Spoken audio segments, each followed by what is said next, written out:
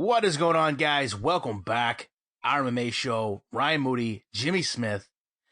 Jimmy, I didn't watch your breakdown. I actually texted you earlier. I said, "Hey, listen, a lot of times we run into these things, and you think that I've watched your show, and why didn't you do one yet for this show?" I didn't. Okay, so here's the deal. And a lot of people are like, "Oh, this is a minor card. I understand if you don't do a breakdown." I had plans to do one. I have had technical difficulties in my house the last 3 days.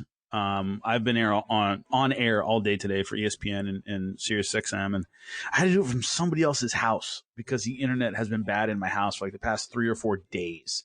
It's been an absolute nightmare getting it done. So I've had just a lot of technical difficulties. And this card, the problem is you'd had to do a lot of research because there just aren't a lot of names on this card. It's probably, it's the weakest card of the year for sure. I like Jessica.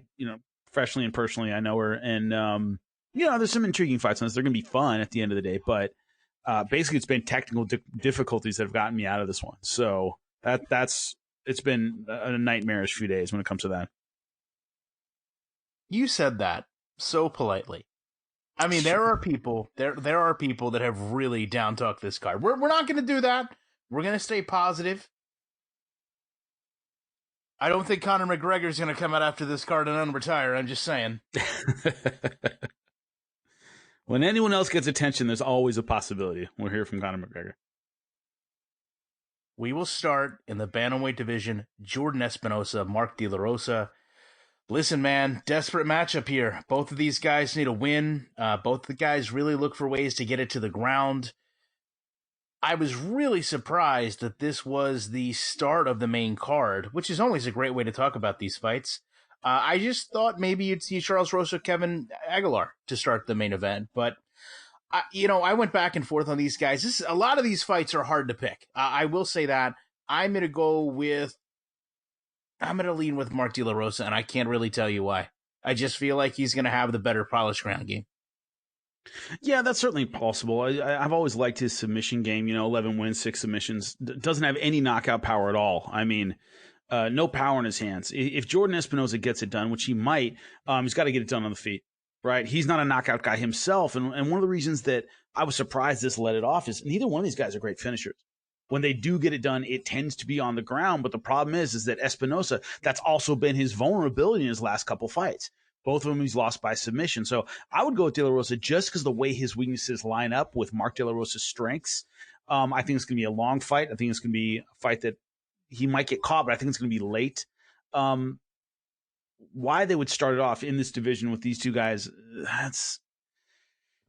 that's a question I would wonder about. I know all over this card are the, hey, make an impression and prove to us you belong in the UFC, that you can stay here. It's almost like if you're a pro wrestling fan, the old loser leaves town kind of fights. I think I would put a lot of these fights, maybe even the main event, in that category.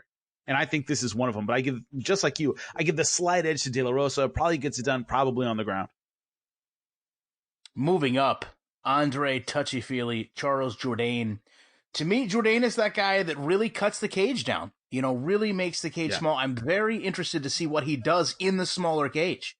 Dynamic striker, dangerous on the ground, and all around, I really feel like is just kind of one of those next generation guys. Now, Andre Feely is a very good striker, great right straight, great uppercuts, fights well behind his jab, but more of a scrapper, less of a technical guy, and I think that's where this fight is going to go. And I'm going to go with Jourdain for the win here.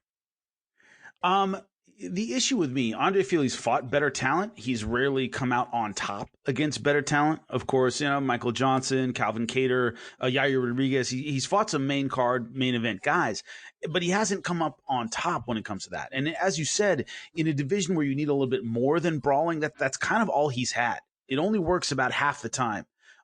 With the smaller octagon, I think Jourdain gets it done because Feely's not going to have the room when he is on the outside. He does have good footwork. He does have good movement. He tends to win by decision. Why? He stays at distance, kind of picks you apart, and then, brawls when he needs to. That's kind of his thing. Like he relies on power shots, but they tend to come from the outside. He's not going to have much of an outside game in this smaller octagon. That's hurt a lot of fighters at the Apex Center so far. I think a good example, the heavyweight fight we saw with a couple UFCs ago. It was Why can't I think of his name? The Sambo specialist. Olenek? No. Brazil, the Eastern European cat, and for some reason, Oh, like I said, I've had a Darren went down. Darren went down a lot there. the Eastern European cat versus the Brazilian. The UFC guy? Yeah, my brain is fried today, so I'm trying to come up with it now, but for some reason I can't. But fighters who angle on the outside and use a lot of movement, they're having trouble. The ones that really need to move, the ones that really need to cut the angles. It's been noticeably more difficult.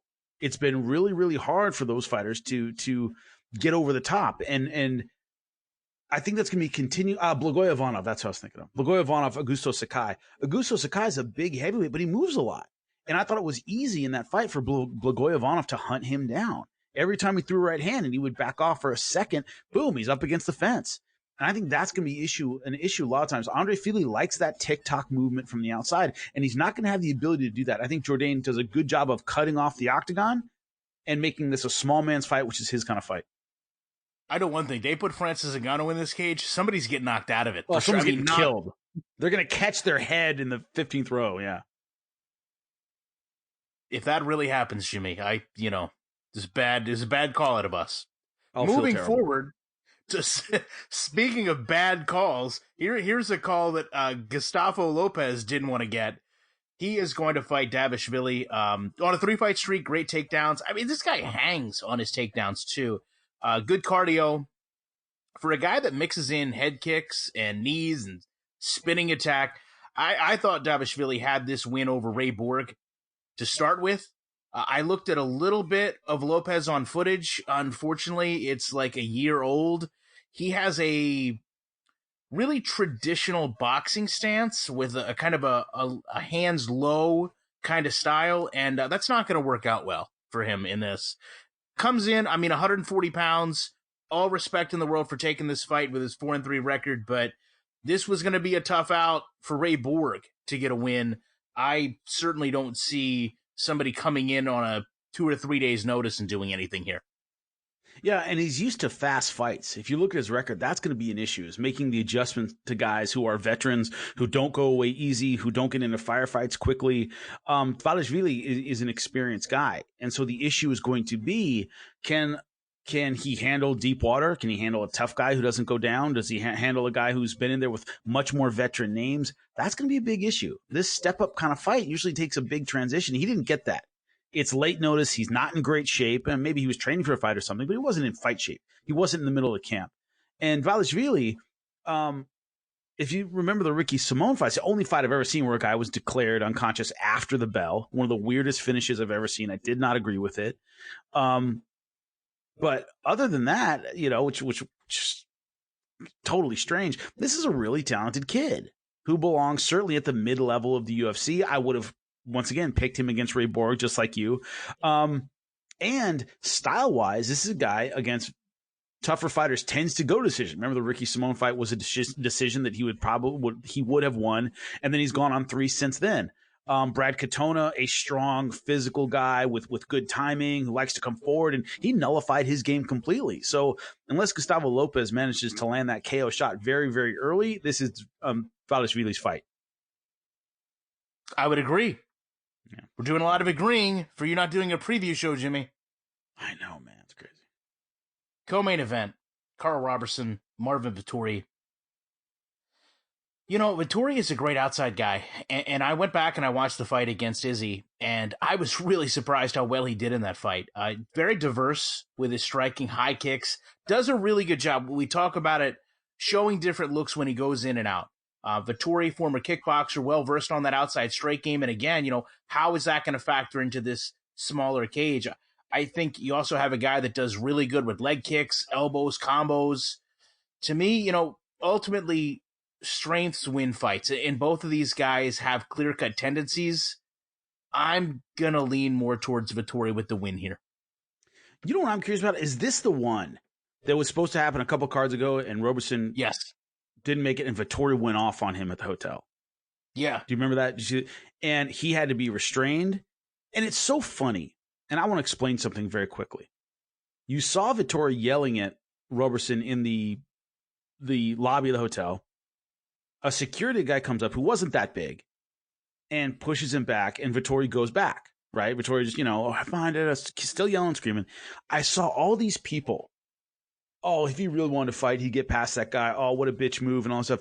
That guy was the head of UFC's security. He's at this wasn't like a hotel security guy. This was the guy who makes sure that fighters get to and from the hotel safely, essentially, that they get around well and all that stuff. You put hands on him, you're in deep shit. You're not fighting anymore. If you push that guy, you hit that guy, he's a UFC employee. And so Vettori did the smart thing. And when that dude came up and said, hey, get out of here, and pushed him, he left, right? He just went with it. That's something that wasn't hotel security. That was a guy, if you push him, Dana White's going to cut your ass. And Vettori did the right thing and didn't do that. But I wonder about emotional fighting. Now, Vettori, when he gets in there, I do believe he's a superior kickboxer. I'm going to just, for argument's sake, go with Roberson in this one, in that I think Vettori might give up some of those technical advantages and make it a little too much for Ball. And Roberson, a great athlete. He can put a lot behind a punch. I like his movement. I like his explosiveness. I like his aggression. I think Vettori's going to go in there, and if he fights smart, I think he wins it, hands down. But I think he might fight a little bit too emotionally because of that confrontation. I think that hurts him against Roberson. I'm going with Roberson. Being controversial just to be controversial, Jimmy. Yeah, just for the hell of it. Why not? The main event of the evening. I'm sorry. It's just... You can't even say it without laughing, dude. Trying to keep it together. Deep breath. Okay, say it. The main event of the evening. Jessica Eye, Cynthia Calvillo. Fucking pro. Well, Calvillo is a solid wrestler. And to me, she's been working on the stand-up. Yeah. Really good head movement. Her feints have came atmospheres better than what they were when she started. She's got a very good overhand right. She mixes in her shots well. I will say, Jessica Eye is a much more polished fighter. She does a great job with her defense, unless she's fighting Shevchenko. We all saw how that worked. But, to me, it's more than just, who has the better stand-up. I think it's, who have I seen the best of? When I was watching the tape on this, and I thought to myself, have I seen the best Jessica Eye has to offer? And the answer was yes. And then when I asked myself, have I seen the best Cynthia Calvillo has to offer? The answer was no. And to me, I love Jessica Eye. I really do. Jessica Eye, to me, is, just good enough to be there, but not good enough to get over the crest. And there's, that's admirable. And she accepts that, too. She really has, taken that kind of underdog role and really defined it into a character, and that's a good thing. But I feel like this is the fight where she's going to come in with that confidence, fight that girl that she truly feels like is beneath her, and then we realize she isn't. And that's a sharp cliff to go off of, I think, for Jessica Eye in a main event that, as you said, I went back and looked. There's people that were strongly assuming that this was not the main event a few weeks ago, when it was announced, and that they were going to fill this card with other fights. This may not be there may not be another time Jessica Eye main events a UFC. But to me, I just feel like this is going to be one that she comes up on the short end of things. Now, you touched on a very interesting point. If Jessica Eye loses, that's the end of main event status for her. You could argue she doesn't have it now. This was kind of a lucky break for her. Once again, love Jessica personally and professionally. So she's kind of backed against the wall a bit more than Calvillo. Let's look at the two big factors I look at when evaluating this fight. Jessica Eye is naturally a lot bigger. Of course, had trouble making weight last time. Always a big 125-pounder. Cynthia Calvillo is coming up from 115 pounds. She's was too big for 115. She's moving up to 125. Jessica Eye's going to be a lot bigger in there. She's strong. She's athletic. She's a big 25. She's just going to have physical advantages over Cynthia Calvillo. That's number one that I think about. Number two is Jessica Eye made it all the way to the top and got knocked out by one of the greatest female fighters of her generation in Valentina Shevchenko. unless your name is Nunes right now, Valentina Shevchenko is the number one female fighter in the world. And so there's no shame in that, but it can be mentally really difficult to be at the bottom of a hill you spent your whole career climbing and to get knocked down from it sucks. Especially in the manner she did, in what I call the water cooler moment where everybody's talking about that head kick knockout and how brutal and brilliant it was. Is she mentally back on top? Does she mentally believe she can get back in it? Does she mentally want to climb up again? And I think that underdog attitude, this is going to help her in a sense, where it's like everybody's kind of written me off. I think it's going to focus her a bit. So I think that combined with her natural physical gifts, I think she has enough to squeak out the win over Calvillo. So I'm going with Jessica Eye. Give me one fighter that got put on a poster. Because we agree, there's water cooler moments, and then there's posterized. Yeah, then there's, oh my God, you know, a water cooler moment to me is, hey, did you see what happened? Right. This was not a did you see what happened? This was, hey, did you see well, I guess not even did you see. You saw what happened in UFC over the weekend, right? That one girl just got annihilated. What person has ever had that moment and then came back and been better? Better? Exactly. Yeah. Go ahead. I'll give you a minute. Who has came back better from that? After getting posterized? Yeah. Let me think. I wouldn't call GSP Sarah posterized. He lost. He got TKO'd. I didn't see that kind of moment. Overeem has managed to stay in it after Ngannou made him a human Pez dispenser. He routinely gets posterized, it seems, and then comes back and then wins his next fight. It's weird. The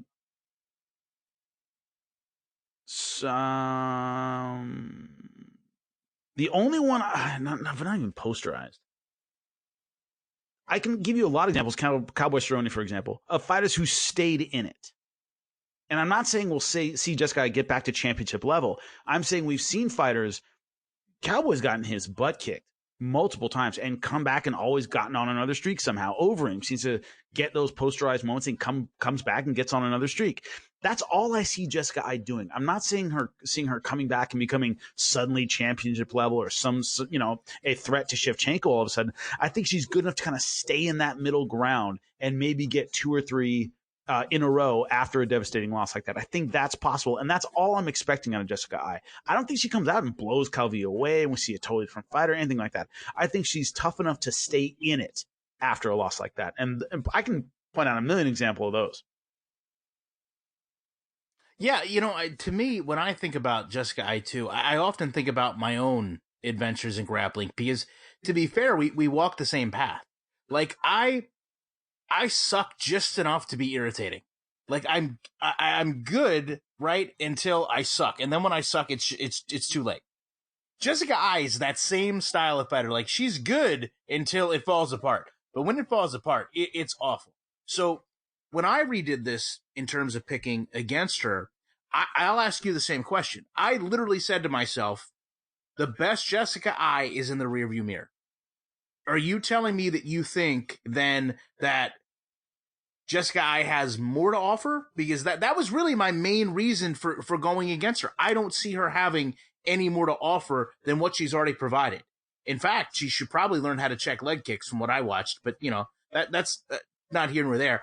I just think, to me, I see Cynthia Calvillo going up further and ascending more from where she is now than Jessica Eye could. And to me, that momentum, that momentum of a fighter's career, those trajectories are a big thing. I mean, we often talk about it after the fight when they're over, but I just see Calvillo going up a lot faster than I see Jessica Eye. It's certainly possible, but it's more that I don't see Jessica Eye falling off a cliff. Do you know what I mean? I don't. Maybe the ceiling's higher on Calvillo. She's have to show me what she can do at 125, what she can do physically. I just don't see Eye, suddenly mentally collapsing. And I think she's just solid at 125. She's an excellent gatekeeper for the time being at 125, and I'm not yet sold on Calvillo at this weight class. Well, one thing we are sold on, if you didn't know, Jimmy, is Fight Island. We've been told the secret destination, but we've also been told fight after fight after fight after fight So with that said, we appreciate you guys listening to this and know there's going to be just an absolute fight truckload full of content for us to give you guys over the next coming weeks. We will be back very shortly with more commentary.